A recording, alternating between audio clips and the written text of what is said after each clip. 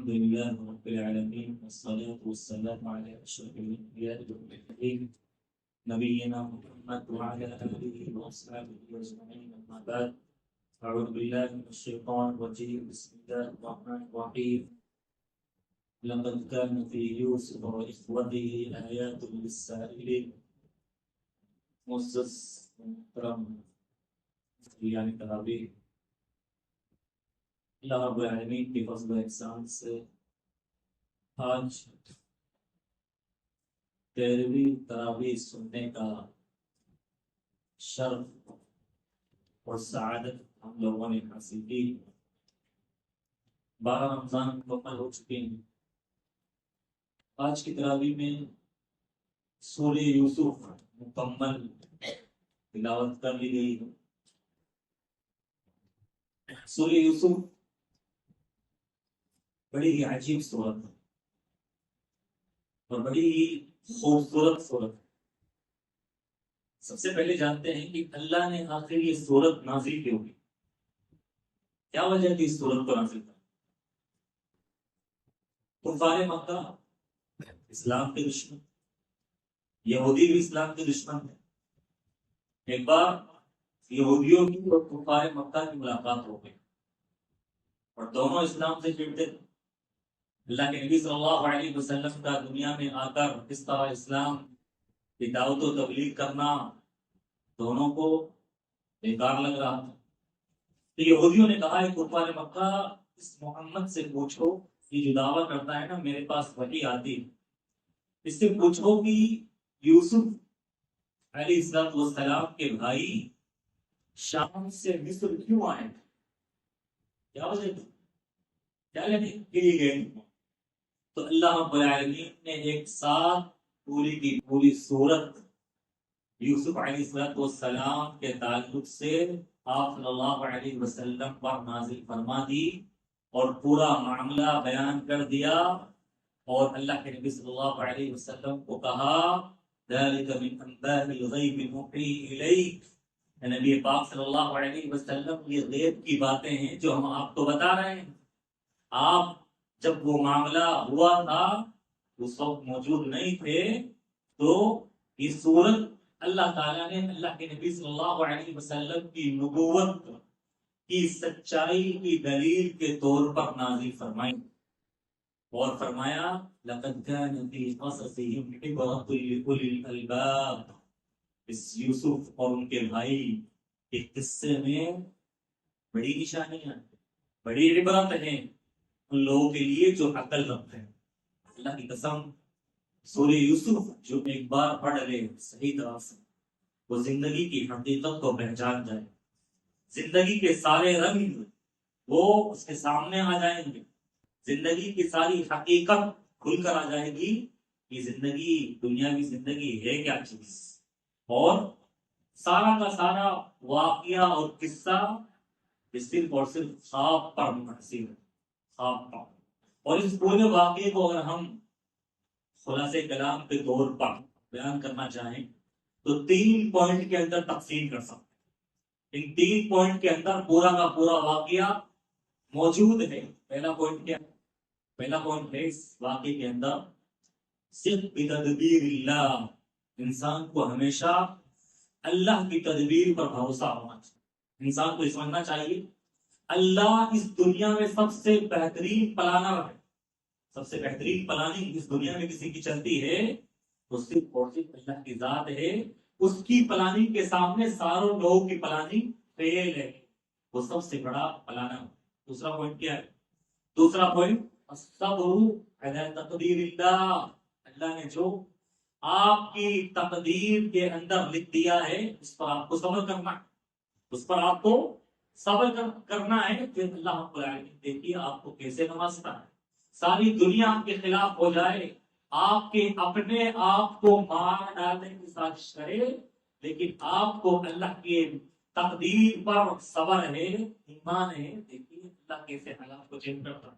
اسی طرح سے تیسرا پوائنٹ وَلَا تَيْأَسْ مِنْ رَوْحِ اللَّهِ، اللہ کی رحمت سے کبھی بھی انسان کو مایوس نہیں ہونا چاہیے، کبھی بھی حالات کیسے بھی آئے اللہ رب العالمین کی رحمت کب آئے گی، کیسے آئے گی، اور سارے کے سارے حالات بدل جائیں گے، انسان کو کبھی بھی اللہ کی رحمت سے مایوس نہیں ہونا چاہیے۔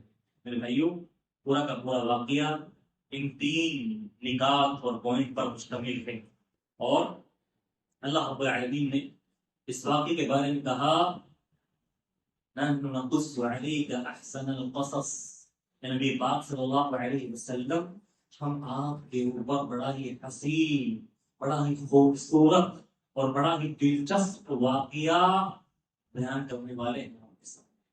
اللہ تعالیٰ نے قرآن مجید کے اندر اس کو احسن القصص قرار دیا۔ قرآن کریم کے اندر جتنے بھی قصے، سارے انبیاء کرام کے بارے میں اللہ رب العالمین نے قصے بیان کیے، اور انبیاء کرام کے علاوہ بھی بہت سارے لوگوں کے قصے بیان کیے ہیں، لیکن ان تمام واقعات اور قصوں میں اگر کوئی خوبصورت اور سب سے عجیب قصہ ہے یہی یوسف علیہ السلام کا قصہ۔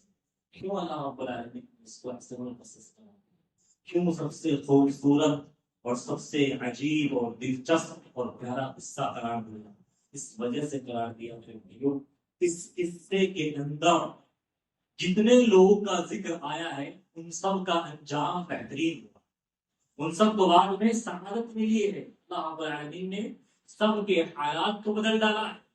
شروعات ہوتی ہے غم سے، تکلیف سے، پریشانی سے، آزمائش سے، لیکن بعد میں چل کر سارے غم دور ہو جاتے ہیں، ساری آزمائشیں ختم ہو جاتی ہیں، اور ساری ذلت اور پستی بلندی میں تبدیل ہو جاتی ہے، اور اللہ تعالیٰ کس کو کیسے کہاں تک پہنچا دیتا ہے وہ اس قصے سے پتا چلتا ہے۔ یوسف علیہ السلام نے خواب دیکھا، قصے کا آغاز ہوتا ہے خواب سے، اور خواب دیکھنے کے بعد ڈائریکٹ اپنے باپ کے پاس گئے، اپنے ابا جان یعقوب علیہ السلام کے پاس گئے اور کہا یا ابت انی رأیت 11 کوكبا والشمس والقمر رأیتهم لی ساجدین۔ اے ابا جان، میں نے خواب دیکھا ہے کہ 11 ستارے، سورج، چاند مجھے سجدہ کر رہے ہیں، مجھے کیا کرنا ہے، کیا کرنا ہے؟ تو سب سے پہلی بات اس واقعے سے کیا پتہ چلتی ہے بھائی؟ بہترین اولاد وہ ہوتی ہے جو اپنے باپ سے مشورہ لیتے ہیں، بہترین اولاد وہ ہوتی ہے جو اپنے باپ سے مشورہ لیتے ہیں۔ ہمارے یہاں ہوتا کیا ہے، تھوڑا سا 2 روپے کیا کما لیے، اولاد نے اپنے باپ کو حقیق سمجھ لیا اور سارے فیصلے خود، یہاں تک کہ کاروباری فیصلے، اور اسی طرح سے اپنے لڑکوں کی اور بیٹیوں کی شادی کرنا ہے، خود سارے کام کر لے گا اور باپ سے پوچھنے کی بات نہیں۔ 2 پیسے کیا ہے، آؤٹ آف انڈیا جا رہا ہے، فلائٹوں میں سفر ہو رہا ہے، یہ اچھی اولاد کی علامت نہیں۔ اچھی اولاد ہمیشہ کہیں پہنچ جائے، اتنی بھی ترقی کر لے، ہمیشہ اپنے باپ کو نہ سمجھ لے۔ آج نوجوان نسل مشورے لینا تو دور کی بات، باپ سے صحیح سے سلام دعا کرنا پسند نہیں کرتی، اور یہ کہتی ہے ہمارے باپ نے ہمارے ساتھ کیا کیا ہے، یہ جاہل باپ، یہ اناڑی باپ، اس نے کیا کیا ہمارے ساتھ؟ میرے بھائیو، آپ کچھ بھی بن جائیں، آپ کے دنیا میں آنے کا، آپ دنیا میں وجود میں آنے کا سبب تمہارا باپ ہے۔ تم اپنے باپ سے مشورہ لو، یہ آپ کے باپ کے ساتھ تمہارا حسن سلوک ہے، اور یہ اسلام میں مطلوب ہے۔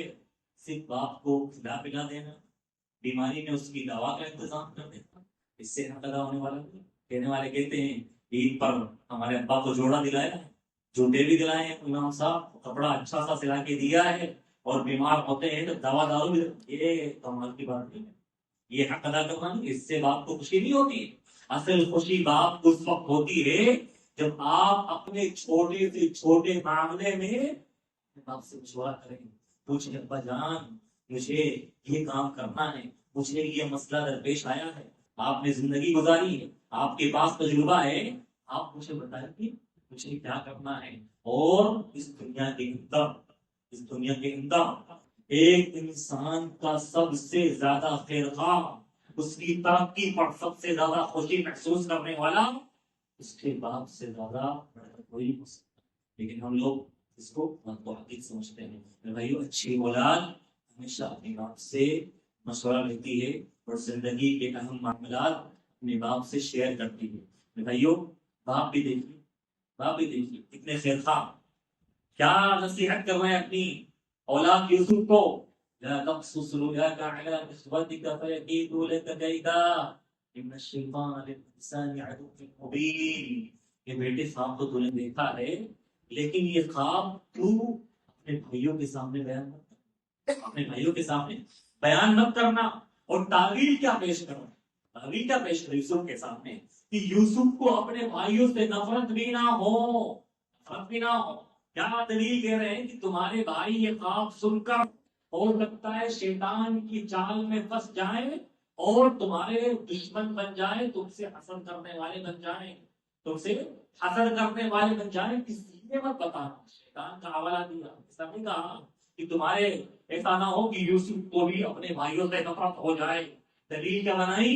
الشیطان للانسان عدو مبین. شیطان کی جال میں پھنس کر تمہارے بھائی تمہارے ساتھ غلط حرکت نہ کر جائیں. پتہ چلا اچھا باپ وہ ہوتا ہے جو اپنی اولاد کے درمیان محبت کی فضا قائم کرنے کی کوشش کرتا ہے، جو اپنے اولاد کے درمیان کبھی بھی نفرت کے بیج ڈالنے کی کوشش نہیں کرتا، بلکہ اس کی کوشش ہوتی ہے کہ میری اولاد جو آپس میں 4 بھائی ہیں، 10 بھائی ہیں، 8 بھائی ہیں، ہمیشہ محبت سے رہیں، ان کے اندر اتحاد و اتفاق رہے، ان کے درمیان یونٹی رہے اور بھائی بھائی بن کر رہے. یہ تعویل پیش کرتے ہیں. اور دیکھیے میرے بھائی، دیکھیے یوسف علیہ السلام کا قصہ بیان کرتا ہے کہ آپ کو اگر کوئی نعمت مل رہی ہے تو آپ کو سب سے پہلے تکلیف یا اس نعمت کی وجہ سے سب سے پہلے آپ کے دشمن آپ کے اپنے ہوں گے، آپ کے اپنے ہوں گے. دوسروں کو کیا پتا آپ کے ساتھ کیا ہو، آپ کے خود اپنے گھر والے، آپ کے بھائی، آپ کے رشتے دار. ہوتا بھی ہمیں کوئی غلطی ہوتی ہے تو سب سے زیادہ تکلیف کسے ہوتی ہے؟ جو خود ہمارے بھائی ہوتے ہیں، ہمارے قریبی رشتے دار ہوتے ہیں. باہر کے لوگوں کو کیا پتا کہ اس گھر کی دیوار میں کہاں پہ سوراخ ہے. یہ گھر والے ہوتے ہیں، اپنے ہوتے ہیں جو ہماری نعمت کو دیکھ کر جلتے ہیں اور ہمیں نقصان پہنچانے کی کوشش کرتے ہیں. یہ حسد میرے بھائیو، حسد جو ہوتا ہے نا، سب سے پہلے انسان کے قریبی لوگوں کو ہوتا ہے، اس کے بھائیوں کو ہوتا ہے، رشتے داروں کو ہوتا ہے. اور حسد بھی دیکھے میرے بھائی، حسد کی آگ اتنی خطرناک ہوتی ہے کہ آصف انسان اپنے بھائی کا قتل کرنے کا بھی پلان بنا سکتا ہے، اپنے بھائی کو جان سے مارنے کا بھی پلان بنا سکتا ہے. اسی وجہ سے ہمارا اسلام کہتا ہے کہ نعمتوں کو چھپانا چاہیے، نعمتوں کو بیان نہیں کرنا چاہیے، کیونکہ نعمتیں دیکھ کر جلنے والے، حسد کرنے والے دنیا میں ہوتے ہیں. کہا جاتا ہے ما خلا جسد من حسد، کوئی بھی انسانی جسم حسد سے خالی نہیں، ہر انسان کے جسم میں حسد پایا جاتا ہے. فَأَمَّا اللَّئِيمُ فَيُظْهِرُهُ، جو نکما اور کمینہ قسم کا انسان ہوتا ہے وہ اس حسد کو اور جلد کو اپنی زبان سے، اپنی باڈی لینگویج سے ظاہر کرتا ہے کہ ہاں اس کو یہ نعمت ملی ہے، مجھے حسد ہو رہا ہے، مجھ سے رہا نہیں جاتا. وَأَمَّا الْكَرِيمُ فَيُخْفِيهِ، اور جو اچھا انسان ہوتا ہے وہ اس کو حسد کی اس آگ کو کچل لاتا ہے، دبا لاتا ہے، ظاہر نہیں کرتا. لیکن حسد یہ ہر انسان کے جسم میں موجود ہوتا ہے، چاہے کتنا بھی اللہ کا ولی ہو جائے انسان، حسد رہتا ہے.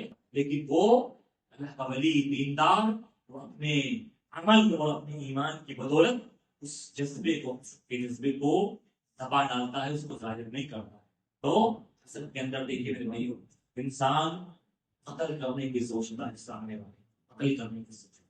فَيَكِيدُ لَكَ كَيْدًا إِنَّ الشَّيْطَانَ لِلْإِنسَانِ عَدُوٌّ مُّبِينٌ.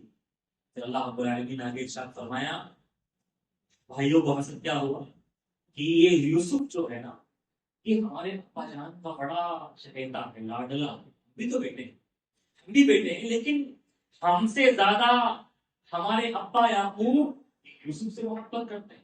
دیکھو یوسف علیہ السلام سے ان کے ابا یعقوب کو محبت تھی، یعقوب نے ان کے ساتھ دوسرے اولاد کے ساتھ ظلم نہیں کیا تھا. ظلم ہوتا ہے، انسان کی فطرت ہوتی ہے، انسان کے 4 بیٹے ہیں، ایک سے زیادہ محبت ہوتی ہے، 2 بیویاں ہوتی ہیں، ایک بیوی سے زیادہ، وہ فطری چیز ہے۔ تاکہ نبی صلی اللہ علیہ وسلم کو اپنی اولاد میں فاطمہ سے بہت زیادہ محبت، اپنی بیویوں میں عائشہ سے بہت محبت۔ اس کا مطلب یہ ہوتا ہے کہ ایسا شوہر ظالم ہے یا ایسا باپ ظلم کرنے والا ہے اپنی اولاد پر، وہ دل کے اندر کسی سے لگاؤ زیادہ ہوتا ہے۔ ایسا نہیں یعقوب عدل و انصاف نہیں کرتے تھے، اور یعقوب علیہ السلام کے اور یوسف علیہ السلام کے جو بھائی تھے، یعقوب کے بیٹے تھے، ان سے یہ بات برداشت نہیں ہے۔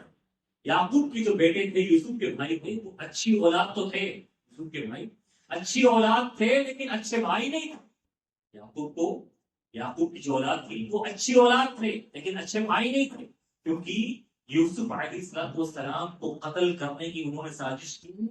کیا دلیل تھی انہوں نے؟ کیا دلیل یہ تھی، یخل لکم وجہ ابیکم، ہم یوسف کو مار ڈالتے ہیں اور پھر ہمارے باپ یعقوب کے چہتے بن جائیں گے اور یعقوب ہم سے محبت کرنے والے بن جائیں گے۔ دلیل یہ دے رہے ہیں کہ یعقوب یہ یوسف کی وجہ سے ہم سے محبت نہیں کرتے، اب ہم یوسف کو مار ڈالیں گے تو باپ کی محبت کے حقدار ہم ہو جائیں گے، اس لیے یہ پلاننگ کر رہے ہیں۔ اور کرتے کرتے ہوتا یہ ہے کہ پلان کرتے کرتے اس بات پر اتفاق کرتے ہیں یوسف کے بھائی کہ یوسف کو کنویں میں ڈال دو، قتل تو نہیں کرتے۔ ایک بھائی نے کہا، تھوڑا رحم آیا، بھائی نے کہا قتل مت کرو، مارو مت، ہمارا بھائی، مارنا اچھی بات نہیں ہے۔ قال قائل منهم لا تقتلوا یوسف، ایک کہنے والے نے کہا، ایک بھائیوں میں سے ایک نے کہا کہ یار مارنے کی پلاننگ مت کرو، مارو مت، اس کو کسی کنویں میں ڈال دو، کوئی آئے گا کنویں کے اندر، کوئی قافلہ پانی تلاش کرنے کے لیے، اور اس کو وہاں سے اٹھا کر لے جائے گا، اتنا کر لو۔ اس بات پر اتفاق ہو گیا، گئے ابا جان کو منایا، اے ابا جان، ہم یوسف کو اپنے ساتھ کھیلنے کے لیے لے جانا چاہتے ہیں، آپ بھیج دو۔ اور یعقوب کو اندیشہ بھی ہوتا ہے کہ یہ یوسف کے ساتھ حسد کی آگ میں مبتلا ہو گئے ہیں، اس کو تکلیف پہنچا دیں گے، بھیجنے کے لیے تیار نہیں ہوئے، لیکن بعد میں انہوں نے کہا کہ ہم اس کی حفاظت کریں گے، ایسے کیسے بھیڑیا کھا جائے گا، ہم طاقتور قوم ہیں اور ہم اس کو کہیں بھی نقصان نہیں پہنچانے دیں گے۔ لیکن دعا گئے لے کر اور کنویں میں ڈال دیا ابا جان کے سامنے، اور بنا بنایا قصہ لا کر پیش کر دیا۔ ابا جان، یوسف ہم کھیل رہے تھے اور جنگل میں تھے، یوسف کے پاس بھیڑیا آیا اور بھیڑیا کھا کر ان کو چلا گیا، اور یہ یوسف کا قمیص ہے اور قمیص کے اوپر لال رنگ لگا کے لے آئے اور ابا کے سامنے پیش کر دیا، ابا جان یہ خون سے لت پت قمیص ملا ہے یوسف کا، اور باقی یوسف کو بھیڑیا کھا گیا۔ میں یہ وقت زیادہ ہو چکا ہے، انشاءاللہ کل اس بات میں عمل کریں گے، یہیں تک رہنے دیتے ہیں۔ اصل میں قصہ دلچسپ ہے اور کتنی باتیں بیان کی جائیں، علماء کرام نے موٹی کتابیں لکھی ہیں یوسف علیہ السلام کے قصوں کے تعلق سے، ہزار عبرتیں اور اسباب اور لیسن کیا بیان کیا۔ آج وقت زیادہ ہو گیا ہے، انشاءاللہ کل جیسا بھی ہو میں اس کو ختم کرنے کی کوشش کروں گا۔ اللہ تعالیٰ سے دعا کہ اللہ تعالیٰ ہم سب لوگوں کو یوسف علیہ السلام کا قصہ زندگی میں ایک بار ترجمے کے ساتھ پڑھنے کی توفیق عطا فرمائے، آمین۔ اقول قولی ھذا استغفر اللہ لي ولکم۔